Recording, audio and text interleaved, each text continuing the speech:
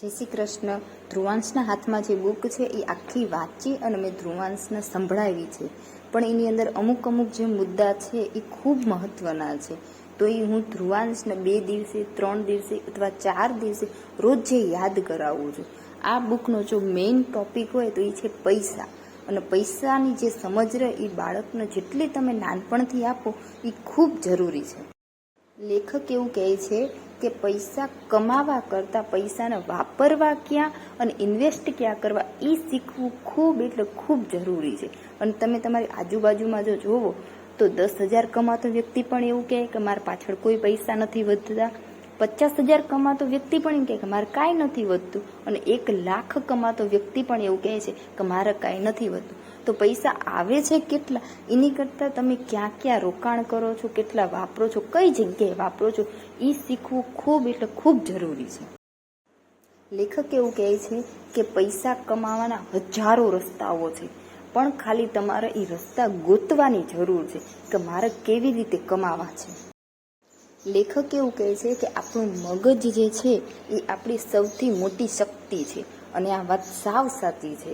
આપણું મગજ રહ્યું જેટલું શાંત, જેટલું શાર્પ હોય છે એટલે જ તે આપણને રસ્તાઓ આગળના દેખાય છે અને એટલા જ તે આપણે જલ્દી કોઈ પણ પ્રોબ્લેમમાંથી બહાર નીકળવી છે. તમારા મિત્રો અને તમારા સલાહકાર કેવા છે એ ધ્યાન રાખવું ખૂબ જરૂરી છે. અને આ જે વ્યક્તિઓ છે એ તમારાથી 10 ગુણા વધારે સમજદાર હોય એવા રાખો તમે. જો આપણીથી વધારે સમજદાર વ્યક્તિ આપણો સલાહકાર હોય તો આપણે કોઈ પણ પ્રોબ્લેમમાંથી જલ્દી બહાર નીકળીએ. પણ મોટા ભાગે આપણે એવું કરતા હોઈએ છીએ કે આપણીથી જે ના સમજદાર હોય અથવા તો આપણીથી બરાબર જે હોય આપણે એવાની જ આજુબાજુ છે ને ઘૂમતા રહીએ છીએ. અને આવું કરવાનું કારણ એવું હોય કે આપણને અંદરથી છે ને આમ કે આપણે એક વટ પડે ને એવી ફિલિંગ હોય કે ભાઈ મને તો આની કરતાં વધારે આવડે છે. પણ આગળ વધવા માટે અને પ્રગતિ કરવા માટે આ સૌથી નુકસાનકારક છે. લેખક એવું કહે છે કે તમારો પગાર આવે અથવા તો તમારી ઇન્કમ આવે એટલે સૌથી પહેલાં તમે તમારી જાત માટે પૈસા કાઢી લે અને પછી તમારા જેટલા પણ બિલ છે એ તમે ચૂકવો. આનું કારણ એવું કહે છે કે જો તમે પહેલાં બધા બિલ ચૂકવી દો તમે તો પછી પાછળનો જે મહિનો છે, જે દિવસો છે એમાં તમારો જે પૈસા વધે છે એમાં તમે મહિનો ચલાવતા શીખી જાઓ છો. પણ જો પહેલાં તમે તમારી જાત માટેના પૈસા કાઢી લે પછી જો પૈસાની અછત આવે તો તમે નવા રસ્તા શોધો છો.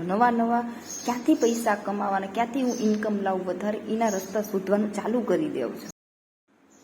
લેખક એવું કહે છે કે તમે શું વાંચો છો અને શું જુઓ છો એની ઉપર તમે ખાસ ધ્યાન આપો.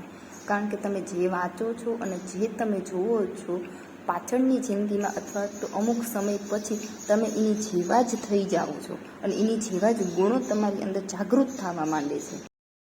તમે આજ નોટિસ કરજો કે તમે જેવા વ્યક્તિની આજુબાજુમાં રહો, જેવી ભાષા એ બોલતા હશે, અમુક સમય પછી તમારી અંદર પણ છે ને એ ભાષાના શબ્દો આવવા માંડશે. તમે એમની જેવા છે ને અમુક શબ્દો તમારા જીવનમાં બોલવા માંડશો. આનું કારણ છે કે તમે જેવું જોવો, જેવું સાંભળો એવું તમે તમારા જીવનમાં ઉતારવા માંડો છો. લેખક એવું કહે છે કે પહેલાં તમે પૈસામાંથી પૈસા બનાવો. તમે તમારી શોખની વસ્તુ ના ખરીદો. જો તમારી પાસે 20,000, 30,000 કે 40,000 બચે છે તો એ 40માંથી તમને 2 મહિના કે 6 મહિના પછી 2,000 કે 5,000 મળે એવો રસ્તો ગોતો. નાખી એની તમે કોઈ જ્વેલરી અથવા તો કોઈ એસી છે, ફ્રીજ છે અથવા તો ગમે તે વસ્તુ છે કે જે તમારી શોખની વસ્તુ છે એની ઉપર પૈસા ના બગાડો. લેખક એવું કહે છે કે તમારી સ્કૂલની જે ડિગ્રી છે, કાગળમાં જે તમને મળે છે એ ડિગ્રી અમુક સમયે તમારા જીવનમાં જે છે એ તમને નોકરી માટે બહુ ઉપયોગી નથી આવતી. આ બધા માટે નથી પણ ઘણાય માટે આ લાગુ પડે છે. પણ તમારી અંદર જે આવડત છે, જે સમજદારી છે, ચાલાકી છે અથવા તો નિરંતરતા છે, નવું શીખવાની ધગશ છે એ હંમેશા તમને કામ આવે છે. અને આગળ વધવા માટે, પ્રગતિ કરવા માટે સૌથી વધારે આ ગુણોનું હોવું જરૂરી છે. જેના ઘરમાં પણ નાના છોકરા છે એ ખાસ આ બુક વાંચી અને આ બુકમાંથી જે શીખવા મળે એ નાના છોકરાને જરૂર સમજાવજો. કારણ કે મોટા થઈને શીખશે એ માન્યતા સાવ ખોટી છે. નાનપણથી તમે એને જેટલું સમજાવશો એટલું એ જલ્દી સમજી જશે. અને પૈસા જીવનમાં ખૂબ એટલે ખૂબ જરૂરી છે, એ વાત બધાને ખબર છે. એટલે બાળકને પણ નાનપણથી જ પૈસાનું મહત્ત્વ સમજાવો તો જ એ આગળ જઈને જલ્દી પ્રગતિ કરે છે. ધ્રુવાંશના આવા વિડીયો અને એની માટે હું શું કરું છું એ જાણવા માટે ચેનલને સબસ્ક્રાઈબ કરજો અને લાઈક કરજો.